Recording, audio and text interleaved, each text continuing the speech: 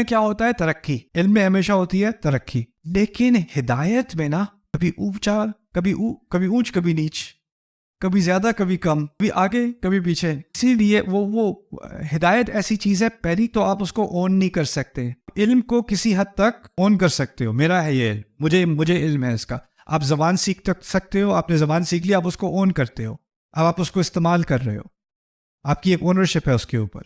لیکن قرآن جس چیز کو ہدایت کہہ رہا ہے نا، وہ علم سے کہیں زیادہ ہے، کوئی اور ہی چیز ہے جس کو آپ کبھی اون نہیں کر سکتے.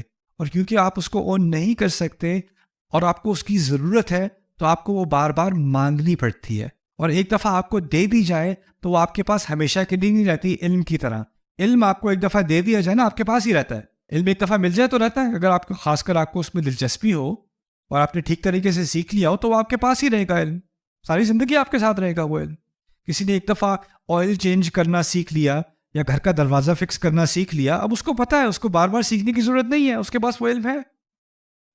لیکن اللہ تعالیٰ نے اس صورت میں جو ہم سے مطالبہ کرنے کا سکھایا ہے نا، اہدنا، ہدایت دیجیے، ہم کتنی دفعہ مانگتے ہیں؟ کم از کم دن میں اگر 5 وقت کا نمازی ہے اور صرف فرض نماز ادا کر رہا ہے، صرف فرض، 17 مرتبہ ہدایت کا مطالبہ کر رہا ہے. اور یہ مطالبہ ہم صرف اللہ تعالیٰ سے ہی نہیں کر رہے، بلکہ ہم یہ کہ سنت پوری کر رہے ہیں.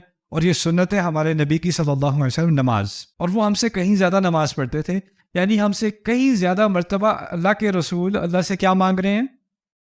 ہدایت. انسانیت کا ہادی، انسانیت کو ہدایت دینے والا انسان صلی اللہ علیہ وسلم اللہ تعالیٰ سے بے شمار مرتبہ ہر روز کیا مانگ رہا ہے؟ ہدایت. علم تو ہے ان کے پاس، اور میں تو یہ بھی کہوں گا کہ ہدایت بھی انہی کے پاس ہے، لیکن پھر بھی وہ ہدایت کیا کر رہے ہیں؟